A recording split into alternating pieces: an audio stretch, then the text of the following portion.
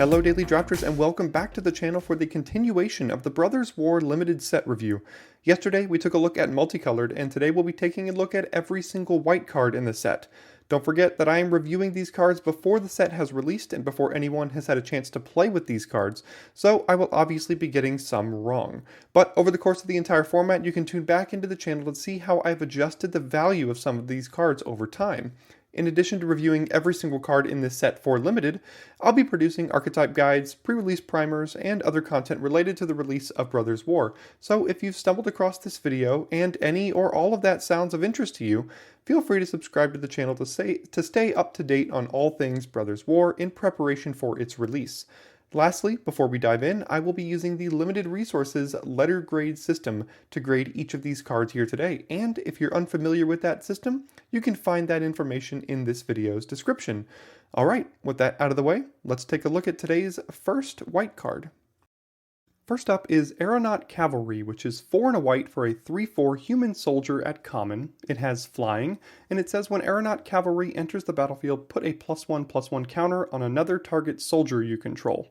We see lots of variants of 5 mana 3/4 flyers nowadays, and this one is no different. Obviously, this goes best in a blue-white soldiers deck, but you could have some self-contained synergy in other white decks too. You can't put the counter on itself, unfortunately, but a 3/4 flyer is fine in the worst case scenario. I'm giving this card a C. Next up is Airlift Chaplain, which is 2 and a white for a 1/1 human cleric at common. It has flying, and it says when Airlift Chaplain enters the battlefield, mill 3 cards. You may put a plains card or a creature card with mana value 3 or less from among the cards milled this way into your hand. If you don't, put a +1/+1 counter on Airlift Chaplain. So your end result with this card will either be a 3 mana 2/2 flyer or a 3 mana 1/1 flyer that drew you a plains or a cheap creature. Skyscanner is a 3 mana 1/1 flyer that draws a card, and that card is usually pretty decent in most limited formats, but a 3 mana 2/2 flyer is a little behind the curve nowadays. I'd really be hoping that I could draw the card off of this more often than not, and I'd really only be hoping to include this in decks with lots of targets, and in those decks I'd give it a C. Next up is Ambush Paratrooper, which is 1 and a white for a 1/2 human soldier at common. It has flash and flying, and you can pay 5 generic mana to give creatures you control +1/+1 until end of turn. There are several mediocre aspects to this card that make it add up to what I think will be a decent playable in certain decks. I think you need to be aggressive and have some soldier synergies to really maximize this card, but if both of those things are true, I think you'll be totally fine including a copy or 2 of this in your deck. I'm also giving this a C. Next up is Calamity's Wake, which is 1 and a white for an instant at uncommon. Exile all graveyards. Players can't cast non-creature spells this turn. Exile Calamity's Wake. So the Exile all graveyards text on this card could be slightly relevant in this set because there are plenty of unearthed creatures and the black-green archetype cares about the creatures in their graveyards, but I think this will mainly be a white negate, as you can cast this in response to a non-creature spell to counter it and prevent any more from being cast this turn, notably by both players. This seems like a constructed sideboard card, and I think it could do some decent work out of limited sideboards as well. I'll give it a sideboard C. Next up is Deadly Riposte, which is 1 and a white for an instant at common, and it deals 3 damage to target tapped creature and you gain 2 life. I think the fact that this is an instant and has quasi-lifelink in a way makes this a little better than it might seem. This reminds me of something like Artillery Blast from Dominaria United, and that card ended up being pretty good. I don't think this is premium enough to pull me into white, but it's a solid common that I'm giving a C+. Next up is Disenchant, which is 1 and a white for an instant at common, and it says destroy target artifact or enchantment. Normally, Disenchant is strictly a sideboard card, but this is a super heavy artifact set, and there is a decent chance that Disenchant is main deckable in this set.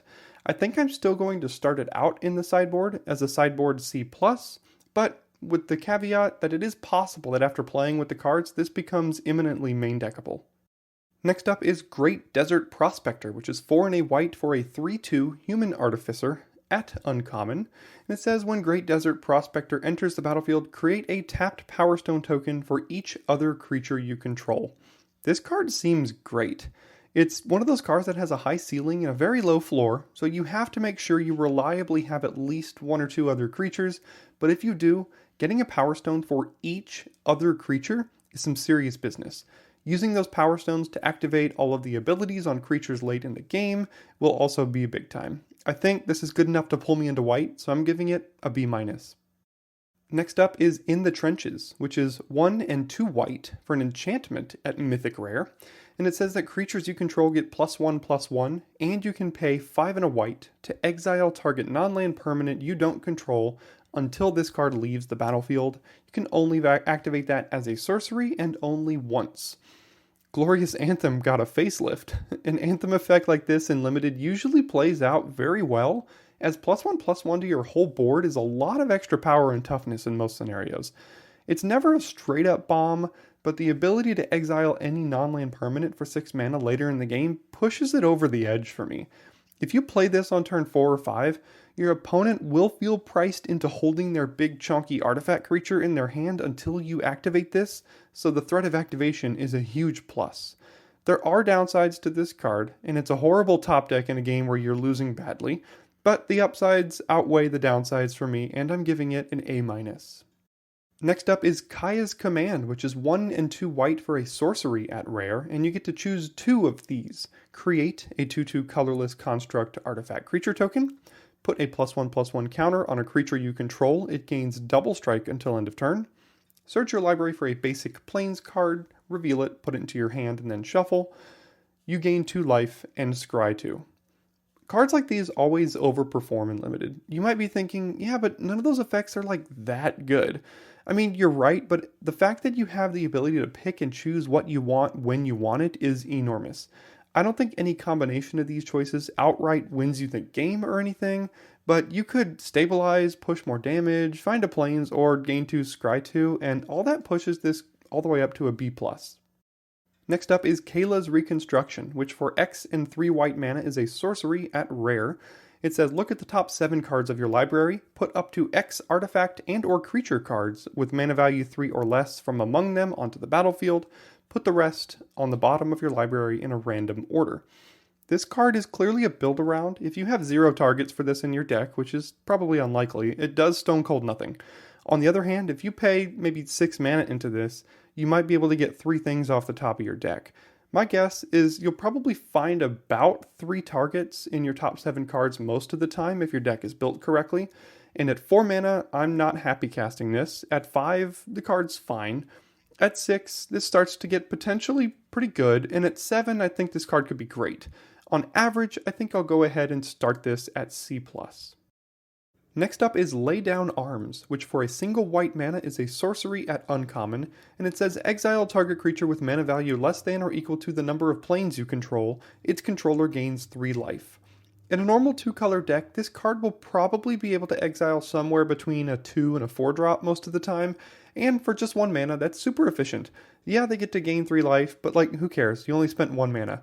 I'm not quite sure this card by itself incentivizes me to skew my mana base toward being even more white than I already was, but it's a solid C+ removal spell. Next up is Loran of the Third Path, which is 2 and a white for a 2/1 human artificer at rare. It has vigilance, and it says when Loran of the Third Path enters the battlefield, destroy up to 1 target artifact or enchantment, and you can tap Loran to have you and target opponent each draw a card. In an artifact-heavy set like this one, Loran will be a great inclusion in your deck. You will almost always have a good target for her ETB ability, and while you probably don't want to use her tap ability too often, it is there if you need it. I think Loran will play out as a B most of the time in this format. Next up is Loran, Disciple of History, which for 3 and a white is a 3/3 human artificer at uncommon, and it says whenever Loran, Disciple of History or another legendary creature enters the battlefield under your control, return target artifact card from your graveyard to your hand. So it's unlikely you will be able to trigger this more than once in Limited, maybe twice if you're lucky, but even if you can only get 1 trigger out of this, bringing an artifact back to your hand on a 3/3 body is great value. I think this is good enough to pull me into white, so I'm giving it a B-. Next up is Loran's Escape, which for a single white mana is an instant at common, and it says target artifact or creature gains hexproof and indestructible until end of turn, scry 1. We see these kind of protection spells every now and then, and the fact that this one is 1 mana is super important. This kind of effect really never gets Next up is Loran's Escape, which for a single white mana is an instant at common, and it says target artifact or creature gains hexproof and indestructible until end of turn, scry 1. We see these kind of protection spells every now and then, and the fact that this one is 1 mana is super important. This kind of effect is really never anything to prioritize though, unless you have a couple of bombs you really need to protect, so I think it lands at about a C-. Next up is Mass Production, which for 5 and a white is a sorcery at uncommon, and it creates 4 1/1 colorless soldier artifact creature tokens. Now, this one's tough. This gives me vibes of both Captain's Call from Dominaria United, which ended up being not super great, but also Imperial Oath from Kamigawa Neon Dynasty, which ended up being the best common in the set. The fact that these soldiers are also artifacts does matter as well, but man, for 6 mana, I think I just need a little bit more than this. This is a card I could see myself being wrong about, but I'm going to go ahead and start it in the middle at a C. Next up is Meticulous Excavation, which for a single white mana is an enchantment at uncommon, and for 2 and a white you can return target permanent you control to its owner's hand. If it has Unearth, instead you exile it, then return that card to its owner's hand. Activate only during your turn. This card seems like it has some fun combos in the format. I think even more than Unearth creatures, this card will work well with prototype creatures, where if you cast the prototype early, you can bounce it to your hand and then cast the larger version later. Now, is that worth an entire card and 3 mana every time you want to do it? I'm not sure. I think you will know when you want a copy of this in your deck, and in those specific decks, it's probably a build around C. It's just a tad clunky for my liking. Next up is Military Discipline, which for a single white mana is an enchantment aura at common. It has Flash. It enchants a creature, and when Military Discipline enters the battlefield, enchanted creature gains First Strike until end of turn, and enchanted creature gets +1/+0. This card doesn't really fit into the format. Now that being said, it is a pretty decent rate to give a creature +1/+0 and First Strike with the power buff sticking around, and it is only 1 mana, but like how often are you going to have room to include this in your deck? I think I'll start this at C-, which is where you should value it in draft, but it will probably perform closer to a C when you cast it. Next up is Myrel, Shield of Argive, which is 3 and a white for a 3/4 human soldier at Mythic Rare. It says during your turn, your opponents can't cast spells or activate abilities of artifacts, creatures, or enchantments. And whenever Myrel, Shield of Argive attacks, create X 1/1 colorless soldier artifact creature tokens, where X is the number of soldiers you control. Talk about a constructed plant. This card looks great in several constructed formats, but for us limited folk, it's also great. It shuts off any shenanigans your opponents could pull during your turn, and it snowballs out of control, similar to Krenko if unchecked. She does have to have profitable attacks to get the ball rolling, but she will be an immediate target for removal, so I'm giving her a B+. Next is Phalanx Vanguard, which is 1 and a white for a 2/2 human soldier at common. It has Vigilance, and it says whenever an artifact enters the battlefield under your control, Phalanx Vanguard gets +1/+0 until end of turn. Well, we've got a solid little body here with Vigilance that can get a little buff every now and then. Not a ton of synergy with this card, but it's a solid C if you need a 2-drop. Next is Powerstone Engineer, which is 1 and a white for a 2/1 human artificer at common. And when Powerstone Engineer dies, you create a tapped Powerstone token. So unfortunately, we have to wait until this dies to get the Power Stone, but really all this needs to do is trade with your opponent's 2-drop to get the value. If you attack this into their 2/2 on turn 3, will they block, giving you early ramp? I'm not sure. It's a menace early and not particularly great late, but I think it's still about a C+, because anything that can make Power Stones are quite good in my mind. Next up is Prison Sentence, which for 2 and a white is an enchantment aura at common. It enchants a creature, and when it ETBs, you scry 2. An enchanted creature can't attack or block, and its activated abilities can't be activated. Well, here's our pacifism effect to this format, and I love how this one also shuts down activated abilities, as there are a lot of them running around. Also, scry 2 is big game and nothing to sneeze at. Sometimes these overperform, and sometimes they underperform, but I'm going to start this one at B- until proven otherwise. Next up is Recommission, which is 1 and a white for a sorcery at common, and it says return target artifact or creature card with mana value 3 or less from your graveyard to the battlefield. If a creature enters the battlefield this way, it enters with an additional +1/+1 counter on it. This card seems pretty good to me. It's 2 mana to reanimate an artifact or creature that could cost up to 3, and it gets a counter. I think you'll only put this in certain decks that have pretty good targets for it, but in those decks, I think it will play out like a C+. Next we have Recruitment Officer, which is a single white mana for a 2/1 human soldier at uncommon, and you can pay 3 and a white to look at the top 4 cards of your library. You may reveal a creature card with mana value 3 or less from among them and put them into your hand, then put the rest on the bottom of your library in a random order. This is the kind of card I've been waiting for. Remember, Power Stones can help you pay for this ability, so even if it seems expensive, think about it costing like 2 or 3. And it's not a tap ability, so you can do this multiple times in a turn. This is the kind of card advantage that rules Modern Limited, and on a 1 mana 2/1, it's all gravy. This card is a B.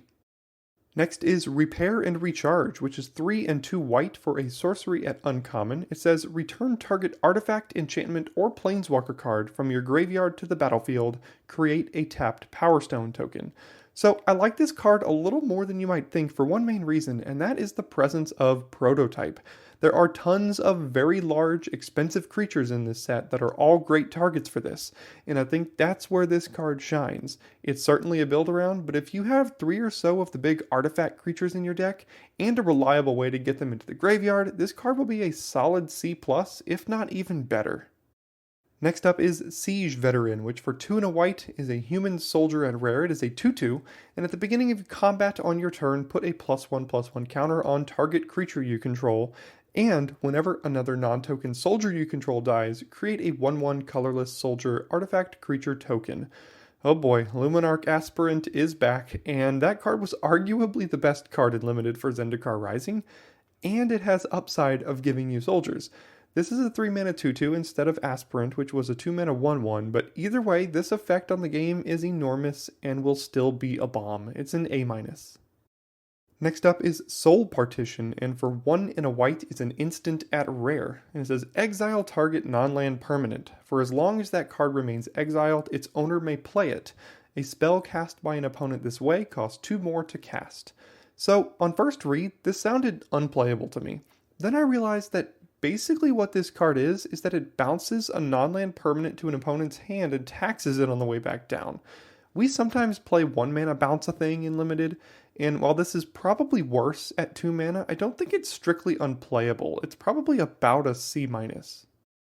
Next up is Static Net, which for 3 and a white is an enchantment at uncommon.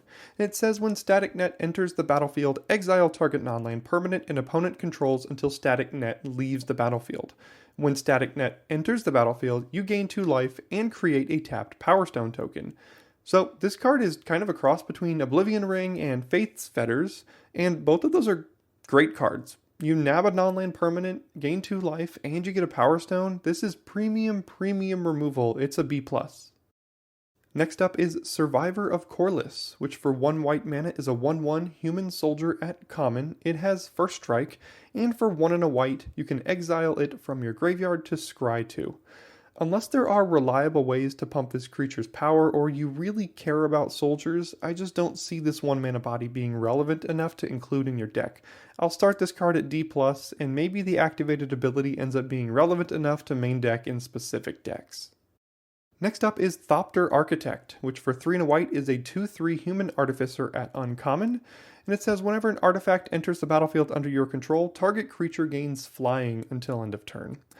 This is an interesting one. The ability that it grants is definitely an aggressive ability, but the 4 mana 2/3 body works against that theme.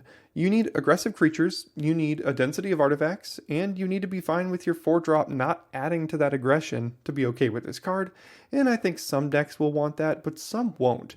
I'm going to average this out at a C-.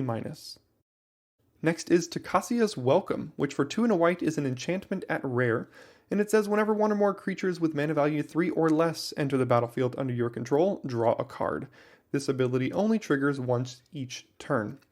Whew, this is certainly a reason to draft black-white in the format.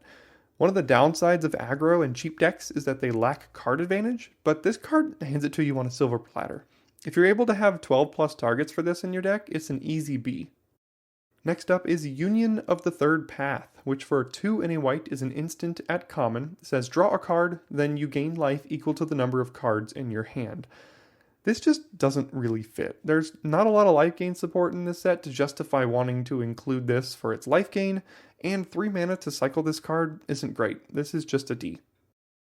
Next up is Warlord's Elite, which is 2 and a white for a 4/4 human soldier at common, and as an additional cost to cast this spell, tap 2 untapped artifacts, creatures, and or lands you control. This cost just seems a bit too steep for me, just for a mana discount. I'd expect to pay like 4 mana for a 4/4 at common and 3 mana for a 4/4 that makes me tap 2 other permanents, potentially making it cost 5 if those permanents are lands. Just doesn't seem worth it. I'm giving this a D+. Next up is Yotian Medic, which is 2 and a white for a 1/4 human cleric soldier at common that has lifelink. Now, this is a soldier, but that's about all it has going for it. Again, life gain isn't a supported archetype in this set, and as a result, I think this card is just a D. Next up is Autonomous Assembler, which is 5 generic mana for a 4/5 with Vigilance and the ability to tap and pay 1 generic mana to put a +1/+1 counter on target assembly worker you control. It also has Prototype for 1 and a white, in which it is a 2/2.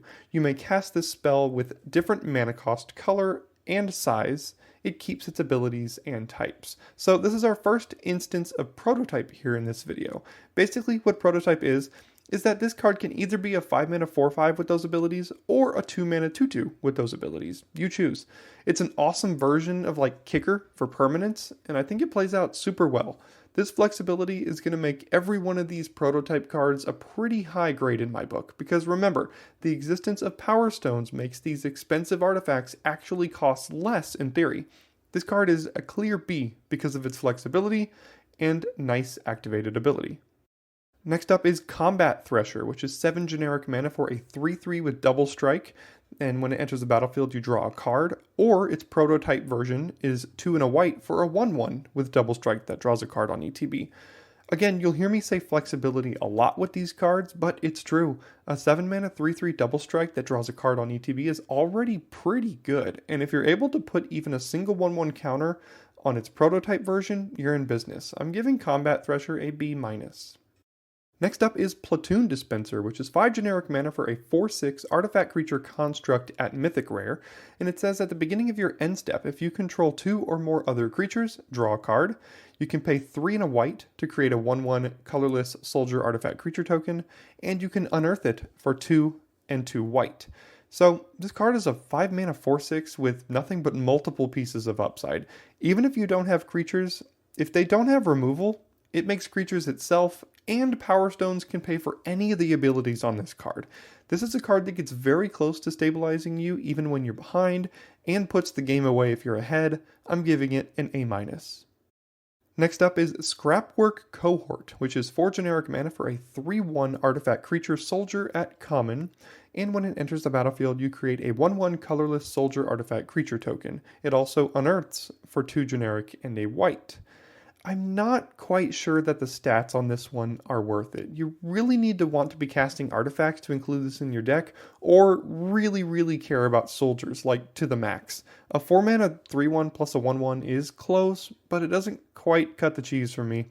I don't think you'll be including this in a lot of decks. I'm giving it a D+. Next up is Steel Seraph, which is 6 generic mana for a 5/4 artifact creature angel at rare. It has flying, and at the beginning of combat on your turn, target creature you control gains your choice of flying, vigilance, or lifelink until end of turn. You can also cast its Prototype version for 1 and 2 white, and you get a 3/3 with those abilities. This card's insane. 6 mana for a 5/4 flyer that can give itself lifelink or vigilance or jump another creature into the air, and it has the ability to be a 3 mana 3/3 version of that if you want it to be. This card is a house, and its flexibility pushes it into the bomb range for me as an A-. Next up is Tocasia's Onulet, which is 5 mana for a 4/4 artifact creature construct at common, and when it leaves the battlefield you gain 2 life. It also has Unearth for 3 and a white. I think this card is actually a little bit better than it looks. Its Unearth does a decent little impression of a blitzed Girder Goons when you unearth it, and a 5 mana 4/4 holds down the board decently well. I don't think it's super premium though, and I don't think you'd run it in a non-white deck. But in a white deck, a copy of this on the top end's not the end of the world. I'm going to give it a C-. Next up is Urza's Sylex, which is 3 generic mana for a legendary artifact at Mythic Rare. You can pay 2 generic and 2 white and tap it and exile it to have each player choose 6 lands they control, then destroy all other permanents, activate only as a sorcery, and when it is put into exile from the battlefield, you may pay 2. If you do, search your library for a Planeswalker card, reveal it, put into your hand, and then shuffle. So the second line of this text on the card is basically irrelevant for limited. What this is a 7 mana board wipe paid in installments. You'll know when you want this card, and it probably won't be in aggressive decks. You have to be heavy white to activate this, but your opponents can also see it coming if you pay the installment plan. This is a tough one to grade, but it's still a board wipe. I'll give it a B-. Next is Veteran's Powerblade, which is 3 generic mana for an artifact equipment at common. Equipped creature gets +2/+0. You can equip for 2, or you can equip a soldier for a single white mana. No thanks. We see these clunky equipments every set now, and they never get there. I'm tempted to give this an F, but I guess in heavy soldier decks, it can do something, so I'll give it a D. And our last white card is Yotian Frontliner, which is a single generic mana for a 1/1 artifact creature soldier at uncommon, and whenever it attacks, another target creature you control gets +1/+1 until end of turn, and it has Unearth for a single white mana. This is just a little bit too small to be relevant in my mind. You only get the buff if this is able to attack, and that may not be easy to do. Maybe if you're able to put this in the yard and you're aggressive enough to care about the single white mana Unearth cost, it could be worth it, but I don't think this one will quite get there. I'm giving it a D+. Before we wrap up here, I did want to mention that there are 63 additional cards in this set that will appear in booster packs on MTG Arena called Retro Artifacts. These cards are similar to the Mystical Archive cards that we saw in Strixhaven in that there's guaranteed to be exactly one of these in each pack. All 63 of these cards are reprints, and I will not be including dialogue in any of my set review videos going over each of these cards. However, if you're interested in my grade for these 63 cards, I've included those grades in the description of this video. That'll do it for today's portion of the Brothers War set review. Thanks for tuning in, and I will see you tomorrow for more daily draft content.